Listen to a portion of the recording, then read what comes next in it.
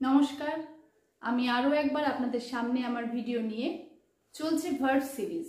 ভার্বের বিভিন্ন রকম ধরন তা নিয়ে আলোচনা। এর আগের দিন আমি কপলেটিভ ভার্ব এবং ফ্যাক্টিটিভ ভার্বের উপরে একটি ভিডিও দিয়েছি। আজকে বেছে নিয়েছি কগনিটিভ ভার্ব। আবার বলি, principal auxiliary verb, principal verb থেকে পেলাম ট্রানজিটিভ ইনট্রানজিটিভ ভার্ব। আলোচনা হয়েছে ফাইনাইট, নন ফাইনাইট বা ইনফাইনাইট ভার্ব, ফ্যাক্টিটিভ এবং কপলেটিভ ভার্ব। ফ্যাক্টিটিভ ভার্ব এসেছে ট্রানজিটিভ ভার্ব থেকে, কপলেটিভ ভার্বের ধারণা আমরা পেয়েছি ইনট্রানজিটিভ ভার্ব থেকে। এবার একটু অন্য ধরনের, একটু অন্য রকম ভার্ব, সেটা হচ্ছে কগনিটিভ ভার্ব।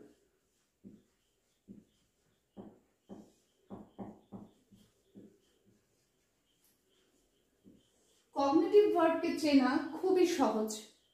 এই ভার্বগুলো নিয়ে আলোচনা আমরা কেন করছি? প্রথম কথা, কারণ আমাদের বিভিন্ন কম্পিটিটিভ এক্সামে হয়তো একটা সেন্টেন্স দিয়ে ভার্ব আন্ডারলাইন করা থাকে এবং বিভিন্ন অপশন দেওয়া থাকে, আমাদের চুজ করতে হয়। এই জন্য আমাদের এই ভার্বগুলো সম্পর্কে একটা ধারণা নিতেই হচ্ছে, যারা আমরা কম্পিটিটিভ এক্সামের জন্য পরিশ্রম করছি, বা স্কুল স্টুডেন্টরা তো অবশ্যই। তো এই যে কগনিটিভ ভার্ব, একে আমরা কিভাবে আইডেন্টিফাই করব? খুব সহজ। যখন কোনো ভার্বের অবজেক্ট যেখান থেকে এসেছে, কোনো সেন্টেন্সের যখন কোনো সেন্টেন্সের ভার্ব এবং অবজেক্ট একই রকম, মানে ইটিমোলজিক্যালি তারা সেম, তখন সেই ভার্বকে আমরা কগনিটিভ ভার্ব বলছি। যেমন, হি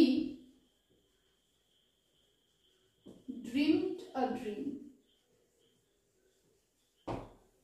এখানে a dream object verb dreamed, তাহলে dreamed a dream।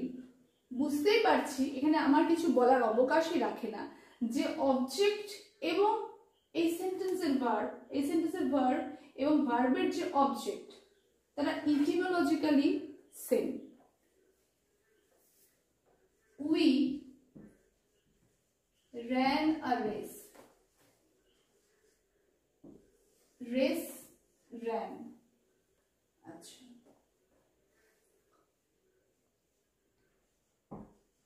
she is singing a song। singing song বা she sings a song, যাই বলি।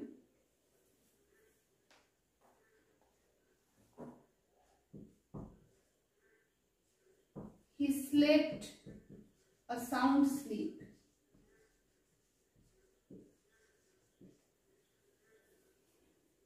এই অবজেক্টগুলো অর্থাৎ ড্রিম, রেস, সং, স্লিপ, যাদের উৎপত্তি বা যাদের ধারা বা ইটিমোলজিক্যালি যারা ভার্ব থেকেই আমরা যাদেরকে পাচ্ছি, এই ধরনের অবজেক্টকে বলা হচ্ছে কগনেট অবজেক্ট।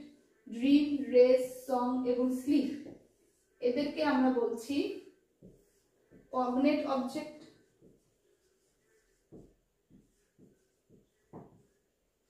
এবং এই ধরনের ভার্বকে, অর্থাৎ ড্রিমড, র্যান, সিঙ্গিং, স্লেপ্ট, এই ধরনের ভার্বকে আমরা বলছি কগনিটিভ ভার্ব।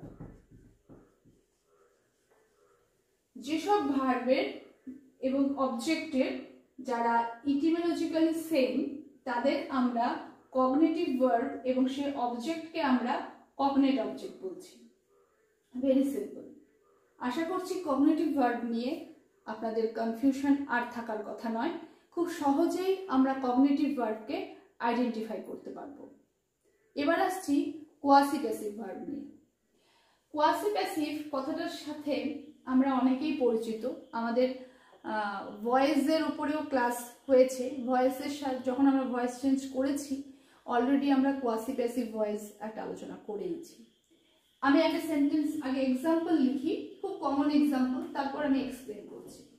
যেমন, হানি টেস্টস সুইট। এটা একটা সেন্টেন্সের, এখানে টেস্টস হচ্ছে ভার্ব। দেখে মনে হবে যে এই সেন্টেন্সটি একটি অ্যাক্টিভ সেন্টেন্স। এই সেন্টেন্সটাকে দেখলে পরে মনে হবে অ্যাক্টিভ সেন্টেন্স। কেন অ্যাক্টিভ সেন্টেন্স মনে মনে হবে, কারণ মনে হচ্ছে যেন সাবজেক্ট এখানে হানি এবং ভার্ব হচ্ছে এখানে টেস্ট, কিন্তু ব্যাপারটা তা নয়। অ্যাকচুয়ালি হানি টেস্ট সুইট এটা কে ঠিক করে দেয়? যখন হানিকে টেস্ট করা হয় তখন আমরা বুঝতে পারি যে হানি টেস্ট সুইট। যেমন flowers smell sweet, বা এই যে স্মেল, এখানে এটাও দেখে মনে হচ্ছে একটা অ্যাক্টিভ সেন্টেন্স, কারণ ফ্লাওয়ার্স এখানে যেন মনে হচ্ছে সাবজেক্ট, স্মেল ভার্ব এবং সুইট রয়েছে কমপ্লিমেন্ট হিসেবে। অ্যাকচুয়ালি এরা দেখে এদের মনে হচ্ছে এই যে ভার্বগুলো টেস্ট বা স্মেল এটা অ্যাক্টিভলি প্রেজেন্টেড, মানে অ্যাক্টিভ ভার্ব, অ্যাক্টিভ সেন্টেন্সে যেমন করে ভার্ব থাকে ঠিক তেমন করে এরা রয়েছে, কিন্তু এদের মধ্যে একটা প্যাসিভ ফোর্স কাজ করছে। এই ভার্বগুলোর মধ্যে একটা প্যাসিভ ফোর্স কাজ করছে, কেননা এখানে এরা সাবজেক্ট কিন্তু নয়। এটা হচ্ছে হানি ইজ, আমি যদি এটাকে ভয়েস চেঞ্জ করি তাহলে একদম ক্লিয়ার হয় যে হানি is sweet when it is tasted, তাহলে এই ভার্ব তখন কিন্তু প্যাসিভ হয়ে গেল। তাহলে দেখে মনে হচ্ছে অ্যাক্টিভ, কিন্তু মিনিং আমরা যদি খুঁজতে যাই তখন কিন্তু এর মধ্যে একটা প্যাসিভ ফোর্স কাজ করছে। এই ধরনের ভার্বগুলোকে, যেমন এখানে টেস্ট, এখানে স্মেল, আর এখানে যদি বলি ফ্রুটস টেস্ট সোর, এই যে ভার্বগুলো এরা অবশ্যই কোয়াসি প্যাসিভ ভার্ব। এই ভার্বগুলো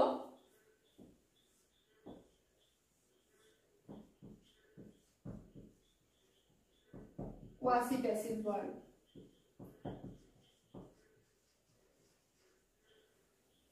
কেন কোয়াসি প্যাসিভ ভার্ব হচ্ছে? এরা অ্যাক্টিভ হিসেবে রয়েছে কিন্তু এদের মধ্যে একটা প্যাসিভ ফোর্স কাজ করছে, এই জন্য এদেরকে আমরা কোয়াসি প্যাসিভ ভার্ব বলছি। তাহলে আজকে আলোচনা করলাম কগনিটিভ ভার্ব, দেখে নিলাম, আইডেন্টিফাই করতে পারবো আশা করছি কগনিটিভ ভার্ব এবং quasi passive verb. Quasi passive ভার্বের সঙ্গে আমরা পরিচিত, আমরা quasi passive voice change already করেছি, কাজে এর সঙ্গে আমরা পরিচিত, আমি এখানে একটু মেনশন করলাম।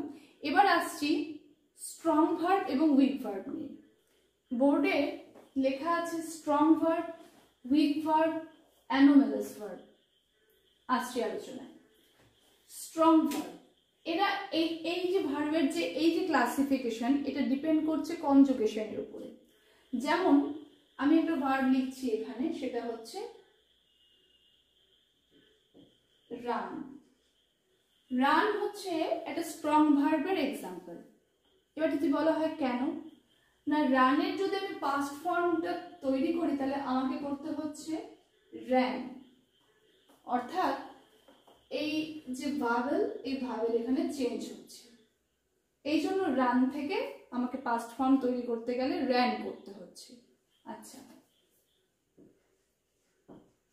কাম, যার পাস্ট ফর্ম হচ্ছে কেম। টেক, যার পাস্ট ফর্ম হচ্ছে টুক। তাহলে যখন কোনো ভার্বের প্রেজেন্ট থেকে পাস্ট এই তৈরি করার জন্য তার ভেতরের ভাওয়েলকে চেঞ্জ করতে হচ্ছে, মানে টু ফর্ম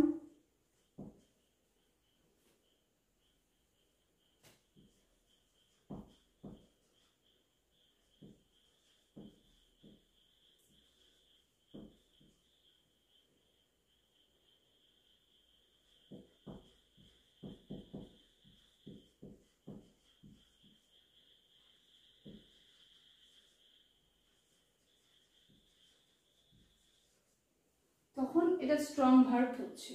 রান, র্যান, কাম, কেম, এভাবে অনেক ভার্ব আছে যাদের পাস্ট ফর্ম তৈরি করতে গেলে আমার তার ভেতরের ভাওয়েলকে চেঞ্জ করতে হয়। তাহলে উইক ভার্ব কোনগুলো না, আমি দিচ্ছি অ্যারাইভ। এর পাস্ট ফর্ম তৈরি করতে গেলে আমাকে কি করতে হচ্ছে অ্যারাইভড, মানে আমি ডি অ্যাড করলাম। কিংবা ড্রিম, এর পাস্ট ফর্ম তৈরি করতে গিয়ে আমি করলাম ড্রিঙ্কড মানে টি। এরকম অনেক ভার্ব আছে যাদের পাস্ট ফর্ম তৈরি করতে গেলে আমার হয় ডি কিংবা ইডি কিংবা টি, এগুলো অ্যাড করতে হয়, এদের আমরা বলবো উইক ভার্ব। এরকম অনেক রয়েছে আমাদের ইংরেজিতে, যে যে সমস্ত ভার্বের পাস্ট ফর্ম তৈরি করতে গেলে আমার তার শেষে ডি ইডি টি এগুলো অ্যাড করে আমাকে পাস্ট ফর্ম তৈরি করতে হয়, তাদের আমরা বলছি উইক ভার্ব। কিন্তু যখন আমরা ভেতরের ভাওয়েলকে চেঞ্জ করি তখন সেটা হয় হচ্ছে স্ট্রং ভার্ব। আর ওদিকে রয়েছে অ্যানোমেলাস ভার্ব। অ্যানোমেলাস ভার্ব হচ্ছে, আমি একটা এক্সাম্পল দিচ্ছি, যেমন বি ভার্ব। এই বি ভার্বের পার্টিকুলার কোনো ফর্ম নেই, যেরকম এই বি ভার্বের বিভিন্ন ফর্ম আছে, is, am, are, was, were, being, being. তো এরকম বিভিন্ন ফর্মে বি ভার্বকে আমরা পেয়ে থাকি। এদের নির্দিষ্ট করে কোনো এটা past form, past participle form এরকম কোনো ফর্ম নেই। এই জন্য এই বি ভার্ব হচ্ছে অ্যানোমালাস ভার্বের এক্সাম্পল। যখন যে সমস্ত ভার্বের কোনো পার্টিকুলার ফর্ম তারা মেনটেন করে না, কোনো প্যাটার্ন এরা মেনটেন করছে না পাস্ট ফর্মের কি পাস্ট পার্টিসিপল ফর্ম তৈরির জন্য, সেই সমস্ত ভার্বগুলোকে আমরা অ্যানোমালাস ভার্ব বলছি। তাহলে এই যে তিন ধরনের স্ট্রং ভার্ব, যে ভার্বের পাস্ট ফর্ম তৈরি করতে গেলে আমার ভেতরের ভাওয়েল চেঞ্জ করতে হয়। উইক ভার্ব, যখন আমরা ভার্বের শেষে ডি ইডি কিংবা টি অ্যাড করে তার পাস্ট ফর্ম তৈরি করি। আর যখন আমাদের কোনো একটা ভার্বের নির্দিষ্ট করে কোনো ফর্ম থাকে না, কোনো ফর্ম মেনটেইনড হয় না, বিভিন্ন রকম ফর্মে পেয়ে থাকি, যেমন is, am, are, was, were, being, being বিভিন্ন ফর্ম, তখন এদের আমরা বলবো অ্যানোমালাস ভার্ব। তাহলে আজকের ভিডিওতে আমরা আলোচনা করলাম cognitive verb, quasi passive verb, strong verb, weak verb এবং অ্যানোমালাস ভার্ব নিয়ে। আশা করছি ভার্বের এই ডিটেলগুলো আপনাদের অবশ্যই পরীক্ষার কাজে লাগবে। আজ এই পর্যন্তই, আবার আসছি খুব শীঘ্রই আমার নতুন ভিডিও নিয়ে। ধন্যবাদ।